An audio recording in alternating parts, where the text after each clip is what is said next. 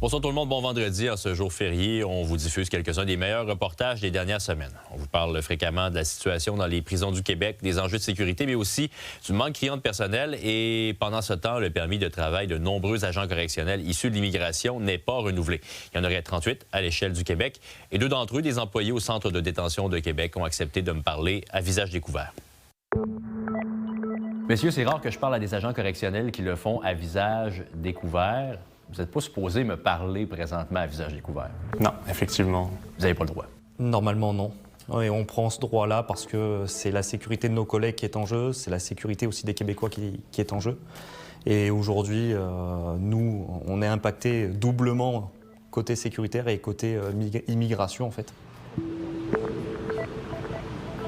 Votre statut de travailleur comme agent carcéraux au Québec est menacé. Samir, dans ton cas, l'échéance arrive très bientôt. Effectivement, là, il me reste moins d'une semaine, 4 jours pour être précis. Le 29 mars, c'est ma dernière journée à l'emploi et je vais devoir déposer cette chemise à regret. Et toi? Et moi, ma dernière journée sera le 1er juillet, mais j'ai les congés à poser avant, ce qui fait qu'il me reste peut-être un mois de travail à tout casser. Puis le jour où j'ai réussi l'examen, je portais cette tenue avec fierté. Pour les agents concernés, on est à 38 agents concernés en situation d'immigration temporaire. Donc on est tous à une situation précaire qui risque d'achever un délai différent. Donc moi, comme je disais, en mars, là, dans 4 jours, Greg en juillet, il y a des délais différents et on ne peut pas se permettre de perdre des agents dans cette situation-là, où on a du mal déjà à recruter nos agents compétents. Et une formation d'agents, de sources internes d'agents dans la formation, justement, ils nous ont indiqué que ça représentait un coût de 38 000 $ par tête.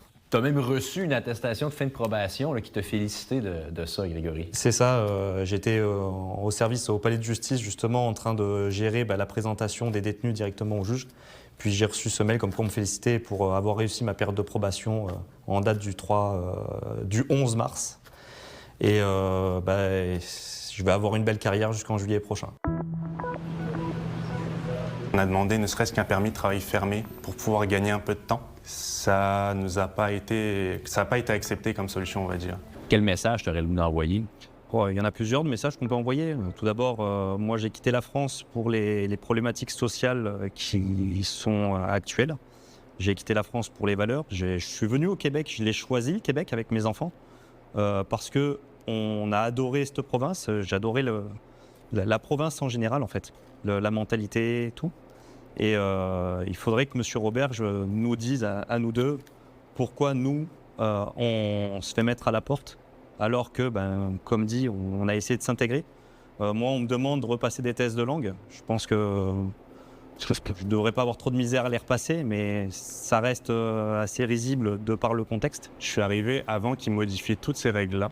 Il nous a impacté dans ces nouvelles règles et je me retrouve dans ce manque de compétences de M. Roberge. Et il ne veut pas y remédier, il ne veut pas se remettre en question.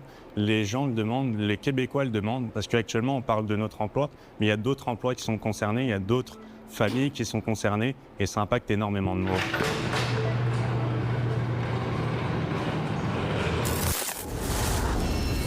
À Lévis, il y a des résidents qui retrouvent des aliments comme des saucisses ou des biscuits sur leur terrain et ça les inquiète parce que des chiens ont été hospitalisés après les avoir consommés. Le reportage de Juliane Perrault. L'histoire qu'on vous raconte aujourd'hui commence ici à Saint-Nicolas. Un résident du secteur Maxime qui trouve des saucisses et des biscuits directement sur son terrain. Il trouve ça étrange, il prend une photo et la publie directement sur Facebook. Depuis janvier, on en retrouve là, un stock qui est renouvelé à peu près tous les semaines. Ça ressemble à des saucisses hot dog et des biscuits. Des biscuits pour humains. Là.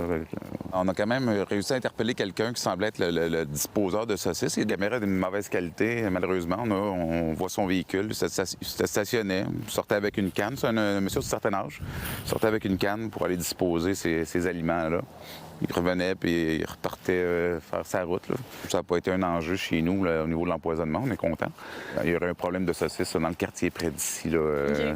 Son chien était malade par la suite. En creusant un peu plus, on réalise que le phénomène s'est vu dans d'autres secteurs, notamment à Saint-Étienne. Dans le fond, on marchait à Saint-Étienne derrière le métro SAQ.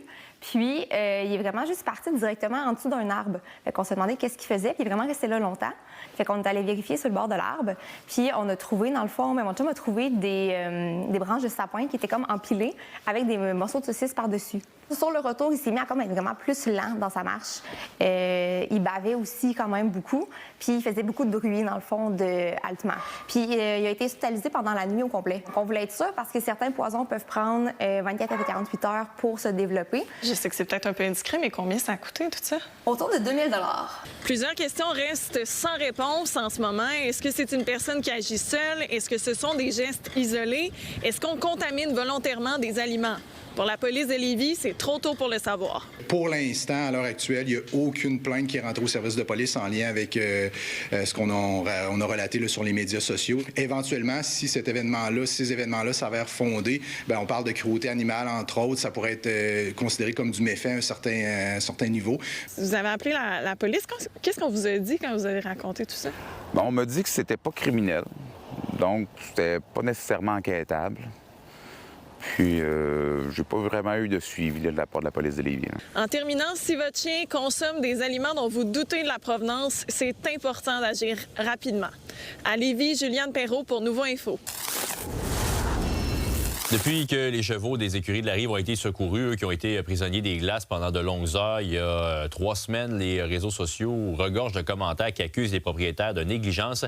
Et en réponse, il y a 2 mises en demeure qui ont été envoyées par les propriétaires et une poursuite qui a suivi pour Catherine Quentin.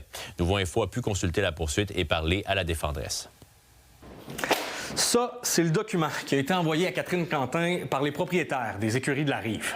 On y retrouve environ 70 pages de commentaires Facebook où Catherine Quentin affirme que dans l'affaire d'il y a 3 semaines dont on vous a parlé, où des chevaux se sont retrouvés pris dans la glace à Lévis, il y a eu une négligence de la part des propriétaires de l'écurie. Elle parle notamment de chevaux qui se retrouvaient dans une zone inondable et qu'ils étaient bien connus des voisins du secteur. Évidemment, pour les propriétaires des écuries, on juge que ce sont des propos mensongers et hautement préjudiciables. On a pu parler à la défendresse, Catherine Quentin, de sa réaction après avoir reçu la poursuite. J'avais aucune idée c'était quoi, mais j'étais quand même choquée. J'étais surprise, j'avais quand même peur. Ce que ça me donne comme impression, c'est que peut-être qu'on pourrait chercher à me faire taire ou que j'arrête de dire des choses qui pourraient être compromettantes pour eux. Moi, je suis convaincue qu'ils ont peur là, de moi, des preuves que j'ai. Dans cette affaire, comme on dit, les propos pullulent sur les réseaux sociaux dans la même direction que ceux de Catherine Quentin. Alors, comment est-ce qu'on détermine qu'est-ce qui devient diffamatoire ou non et comment ça se passe? Bien, on a demandé à une experte dans le domaine pour mieux comprendre. Les commentaires en tant que tels doivent avoir déconsidéré l'opinion du public sur la réputation d'une personne. Donc, on cherche vraiment des propos qui ont eu un impact négatif sur la réputation. Et c'est cet élément-là qui est des fois un petit peu plus difficile. Est-ce que ça déconsidère l'opinion publique qu'on avait de cette personne-là? Et est-ce que ça change quelque chose quant à l'opinion qu'on avait préalablement? Est-ce que c'est un barème qui est élevé là, quand on pense, par exemple, à la balance liberté d'expression versus, justement, qu'est-ce qui devient de la diffamation? Lorsqu'on poursuit en diffamation, on tente de contrevenir au droit à la liberté d'expression, puis on tente de mettre un frein à ça, une limite. Et la Cour va être très attentive pour sous-peser le droit à la réputation et la liberté d'expression de l'autre personne. Dans un cas comme celui-ci, on parle d'une poursuite au civil, et là, c'est important de comprendre que le fardeau de preuve, il est différent au civil qu'au criminel. En matière civile, le fardeau de preuve va toujours être la prépondérance des probabilités qu'on appelle. Donc, il faut exposer un tableau au juge et obtenir son aval sur la décision selon laquelle, bon, le tableau il est plus noir que blanc, donc je vous donne raison. On parle du 50 plus 1. Bonjour, ici Émilie Picard. On a essayé, mais été incapable de parler aux propriétaires des écuries de la Rive pour avoir leur point de vue dans cette affaire. Maintenant, la Cour supérieure a émis une ordonnance d'injonction provisoire envers Catherine Quentin. Ce que ça veut dire en français, c'est qu'elle doit supprimer ses commentaires liés à cette affaire et ne pas en émettre d'autres d'ici la fin de l'injonction, le 6 avril prochain. Pour la suite, on verra ce qui se passera devant les tribunaux. À Québec, Félix-Antoine Audet pour Nouveau Info.